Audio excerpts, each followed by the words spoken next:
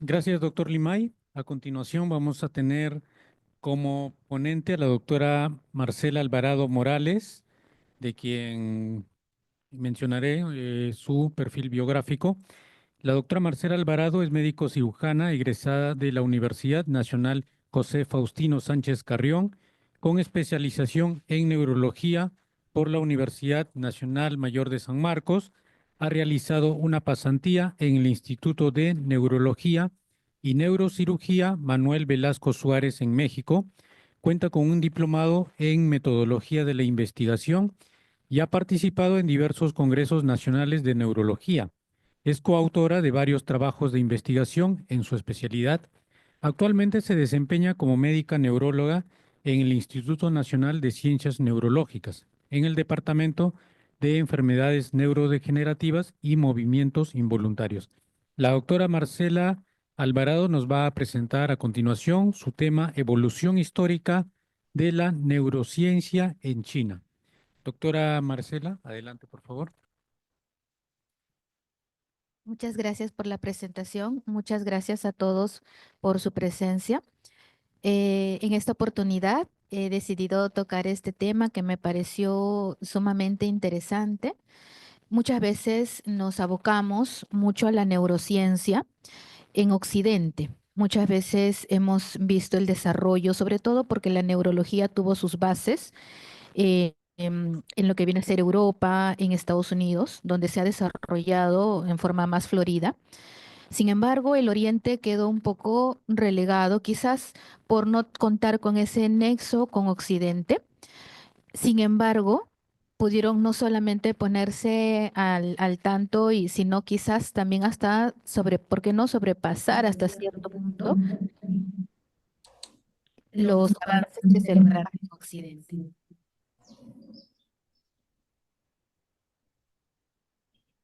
Muy bien.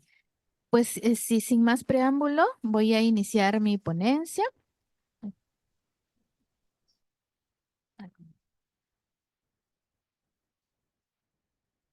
Mm, Ahí está. Muy bien. Pues bien, como les mencionaba, la neurología en China estuvo relegada hasta un punto bastante bajo, tanto así que ellos ignoraban la presencia del cerebro. Consideraban a otros órganos que voy a denominar más adelante como mucho más importantes, más relevantes. Sin embargo, el cerebro continuó siendo durante muchos años inexistente. Para ellos era una cavidad donde de repente había una masa que quizás ellos lo denominaban como una sustancia o un reservorio. Entonces, este pensamiento continuó durante muchos años, hasta que en algún momento hubo un contacto con Occidente, con lo cual los médicos misioneros cristianos lograron establecer una conexión entre lo que venía a ser la medicina occidental y la medicina oriental de China.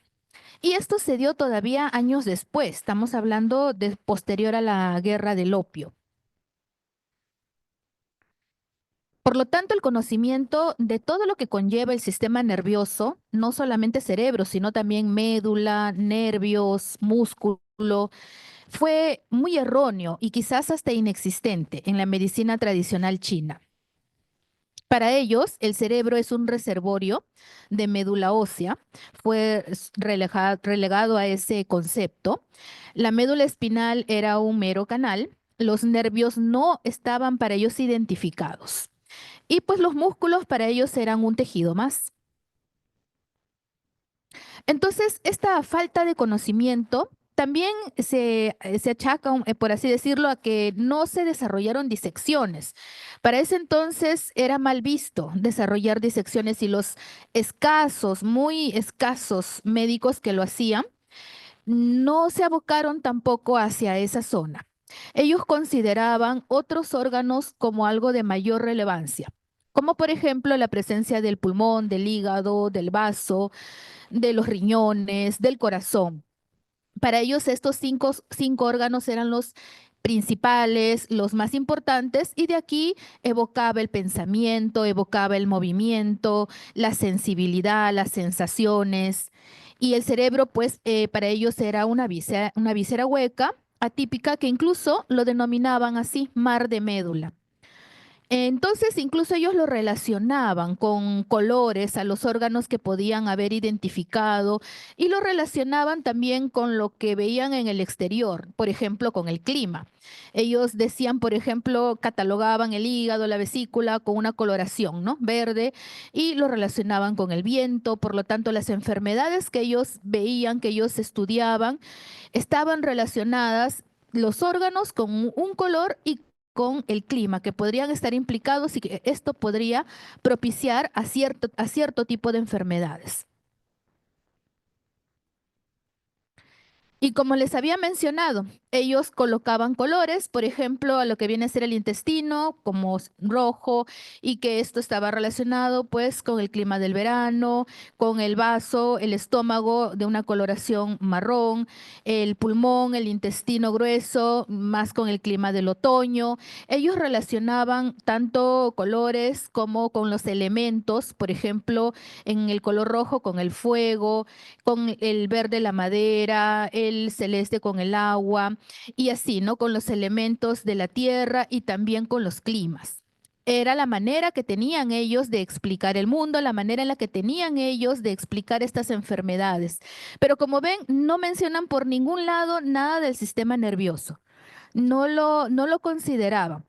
Pero a pesar de que la historia de Oriente y en específico la historia china fue quizás un poco cruel en el sentido de que, bueno, no hubo esa consideración de lo que viene a ser el desarrollo del sistema nervioso, a pesar de eso, ellos sí vieron enfermedades neurológicas y a pesar de ese desconocimiento, es muy interesante ver cómo sí lo trataron estas enfermedades neurológicas y fue un tratamiento exitoso en muchos casos ya que como sabemos en China era una de los países donde se desarrollaron enfermedades como por ejemplo el beriberi, es hasta la actualidad incluso uno de los países donde se ve con más incidencia lo que es los ACVs, los infartos y principalmente las hemorragias cerebrales. Entonces, a pesar de ello, a pesar de este desconocimiento, sin embargo, ellos pudieron dar un tratamiento apropiado para este tipo de enfermedades. Y pues es un tipo de desarrollo, como vemos, muy inusual, muy diferente, muy distinto a la visión como lo teníamos en Occidente en la misma época. Y pues que en este desarrollo se contribuyó no solamente al conocimiento que más adelante ya se viene a dar de la neurología, sino también que sin saberlo, ellos también contribuyeron a la neurofarmacología. Hubieron plantas que desarrollaron, que les voy a mencionar en un momento, que también contribuyó a la neurociencia en la parte farmacológica. Entonces, dentro de la historia médica de la relación de Occidente con China, se remonta hacia 1805, con un médico inglés, el doctor Hobson, que llegó a Cantón, que ahora se llama Guangzhou.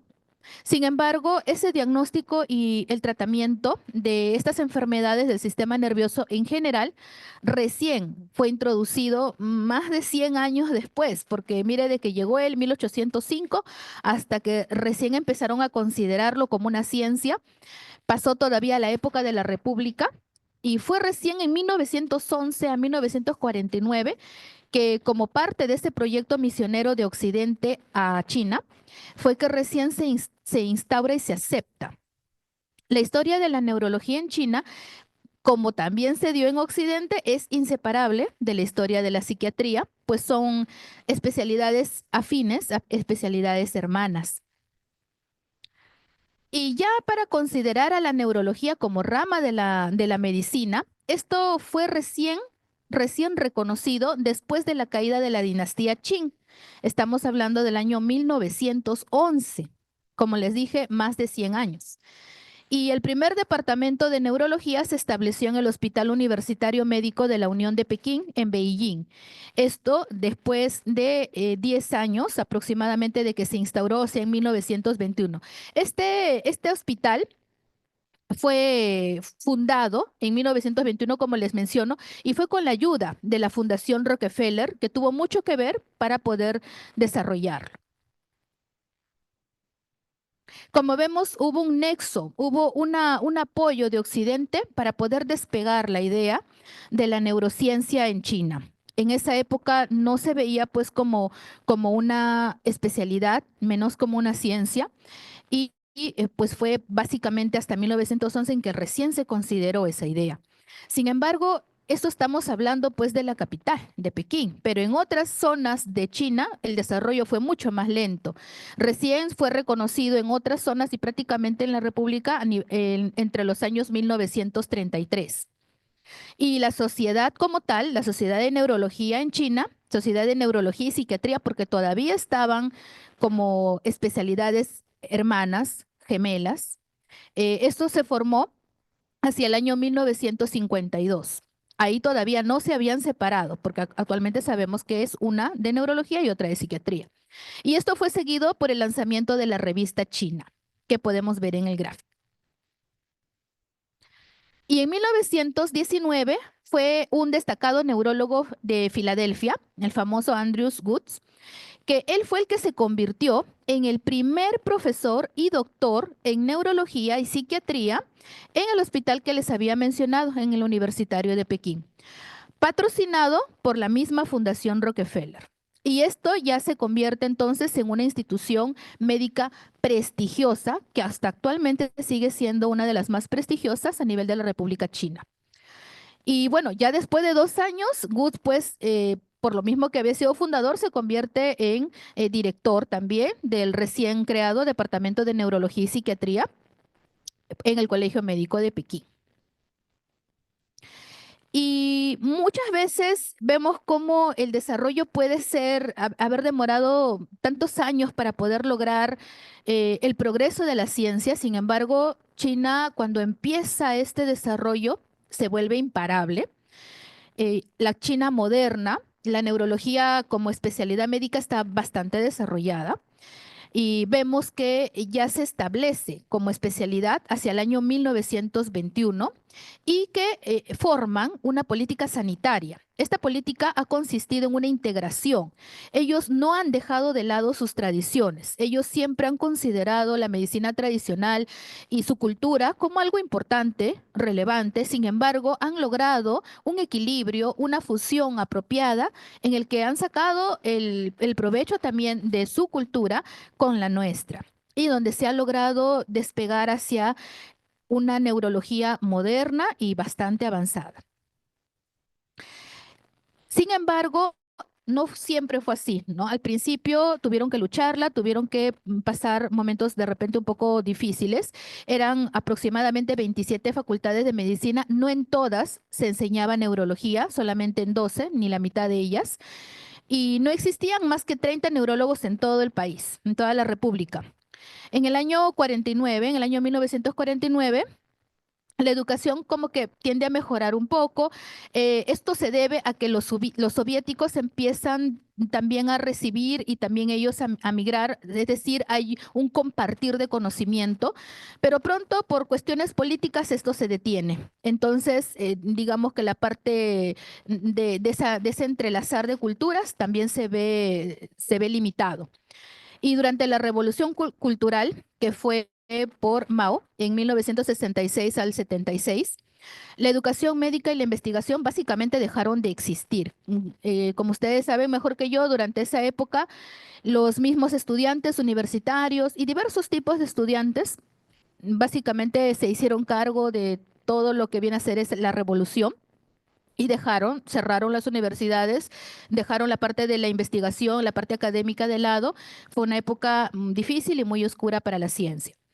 En el 79 se contabilizaron 2.000 médicos en neurología en todo China, pero aquí hay que considerar que también habían 1.300 neurocirujanos, comparado con la actualidad, que son 15.000 neurólogos, tantos como existen en Estados Unidos, pero teniendo en cuenta que es una población 5 veces mayor. Durante esta revolución cultural, China entró pues en una década difícil, ¿no? Una década de agitación masiva. Prácticamente se cerraron las universidades, prácticamente se disolvió toda la parte de docencia, de investigación. Los profesores fueron obligados a ir al campo a trabajar como agricultores, como parte de esa ideología. Como vemos acá, era la época en la que había el desfile de la Guardia Roja, ¿no? Que estaba integrado por estudiantes, tanto de institutos como de universidades. Y esta época pasó pronto, felizmente. Las universidades reabren en el año 1970 y se vuelve a retomar un plan de estudio, pero un plan de estudio en forma parcial, ¿no?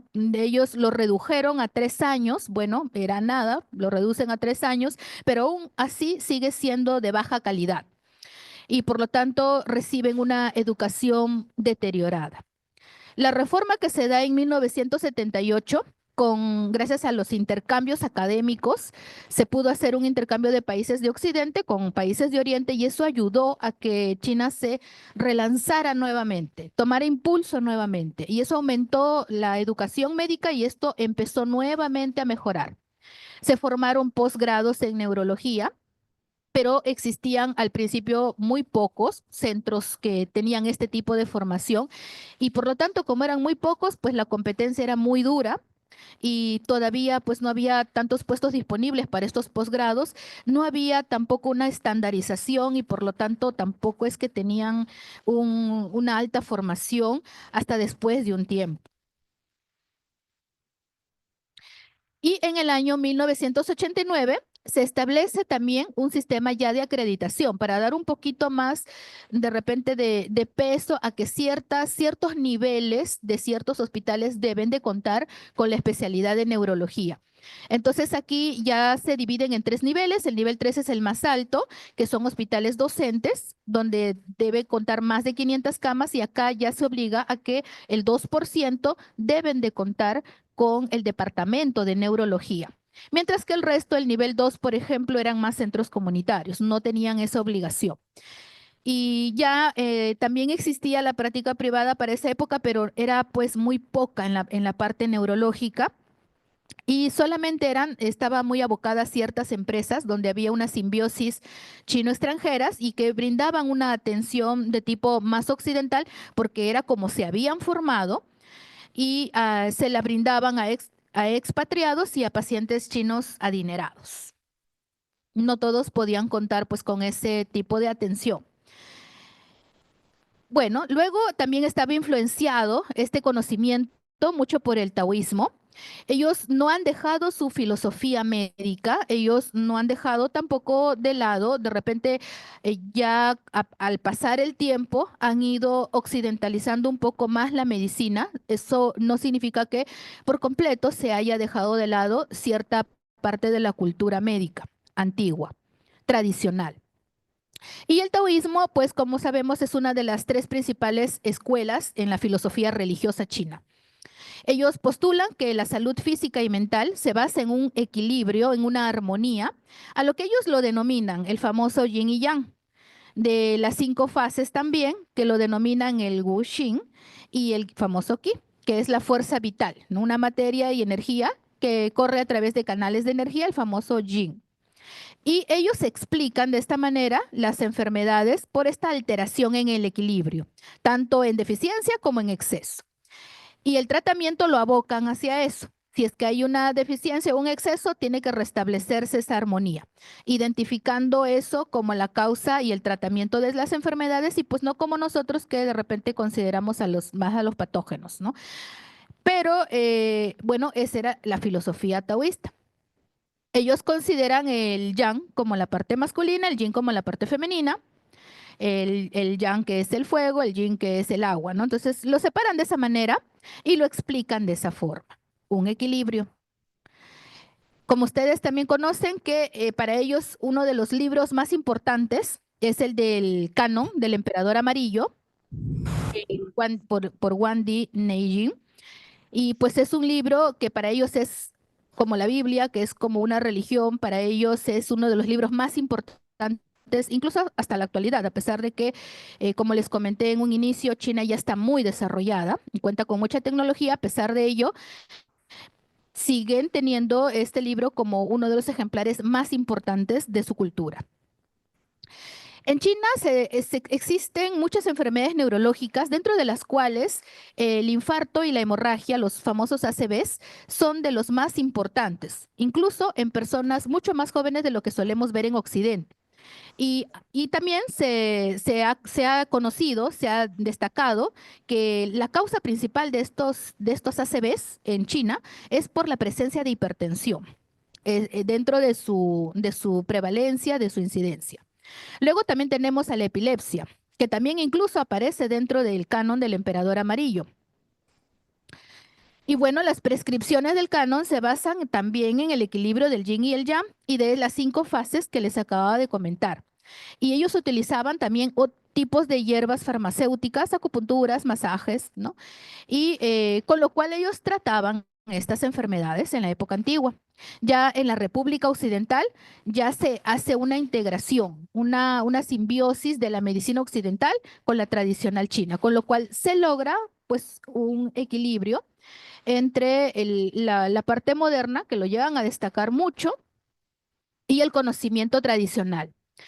Mao era un gran admirador de esta medicina tradicional. Para ellos, aprender de la medicina china era un acápite, era una norma, una regla, y lo convierte incluso en un principio de las políticas de salud en 1949. Tanto así que para él era tan relevante esto, ¿no? Que un ejemplo de ello es el traslado de la Universidad de Medicina Tradicional China de Shanghái, que lo trasladan al Valle de la Medicina de Alta Tecnología de Shanghái Pudong en el año 2003, hace poco. El interés de la medicina china se basa pues en la opinión del gobierno, porque ellos ven dentro de la parte política de que la medicina china es más cómoda comparada con la biomedicina y la tecnología, y que pues esto reduce sus gastos públicos. La Asociación Médica China, que fue fundada en el año 1915, cuenta actualmente con 430,000 miembros. Dentro de ellos hay 82 sociedades de especialidades y publica más de 70 revistas médicas. Dentro de ellas también está la Sociedad de Neurología, que esta se independiza de la que estaba fusionada con la de psiquiatría. Se independiza en el año 94 y se organizó de manera similar a cualquier otra asociación, que no tiene nada que envidiar a Estados Unidos ni a Europa. Y la revista china de Neurología y Psiquiatría, que fue fundada en el 55, también se divide solamente en revista de Neurología y otra de Psiquiatría en el año 1996. Todo esto pues hace bastante poco tiempo. Y actualmente cuentan con especialidades que han sido separadas en 13 grupos: en demencia y trastornos cognitivos, en neuroquímica, neuropatología, electroencefalograma y epilepsia, electromiografía y neurofisiología, neurorehabilitación, neuroinmunología, citología y líquido cefalorraquídeo, enfermedad de Parkinson y trastornos del movimiento, neuropsicología y neurología de la conducta, enfermedades cerebrovasculares, enfermedades neuromusculares y por último, neurogenética, una de las más actuales. Ellos también trataron otro tipo de enfermedades como la lepra, como el beriberi, por ejemplo, y dentro de la parte neurofarmacológica desarrollaron lo que viene a ser la efedrina por medio de una planta llamada el mahuán, lo que abrió una nueva perspectiva para la neurofarmacología. Es decir, ellos realmente no solamente fueron aportes dentro de la parte científica, sino también neurofarmacológica. El ACV es una de las enfermedades más prevalentes en China, lamentablemente. Se considera 1.5 a 2 millones de nuevo ACV cada año. Y incluso la OMS ha considerado que solo en Beijing hay 247 personas por cada 100,000 al año dentro de los varones, y en mujeres 175 por cada 100,000 mujeres al año que sufren de ACV. Eso fue en los años 85 a los años 90. En Perú es ni la mitad de esto. En Perú más o menos llegamos a 100, 110 a lo mucho por cada 100.000. Y la tasa de mortalidad hacia el 2006 fue de 116,63 por cada 100.000 al año también, ¿no? Entonces, realmente es una tasa bastante alta y es una de las enfermedades más prevalentes dentro de la especialidad de neurología y la hipertensión, ¿no? Que es su factor de riesgo más importante. Sin embargo, actualmente ellos cuentan con la tecnología apropiada, cuentan con resonancias, hacen trombolisis, pero todavía tienen ciertas limitaciones en cuanto a infraestructura y a opciones terapéuticas. Para lo cual el ACV es pues la segunda causa de muerte en la República y en realidad también en Perú. Sin embargo, pues ellos nos doblan en cantidad, en prevalencia. Y es un importante problema de salud pública para ellos. Principalmente el ACV hemorrágico. Esto comparado con Occidente, como les digo, lo puede duplicar o hasta triplicar. Otro problema que también fue descrito fue la miastenia gravis, descrita por primera vez por Su y Sem en 1937. Y pues la neurología en la República China está cada vez experimentando cambios que, como vemos, son cambios bastante rápidos.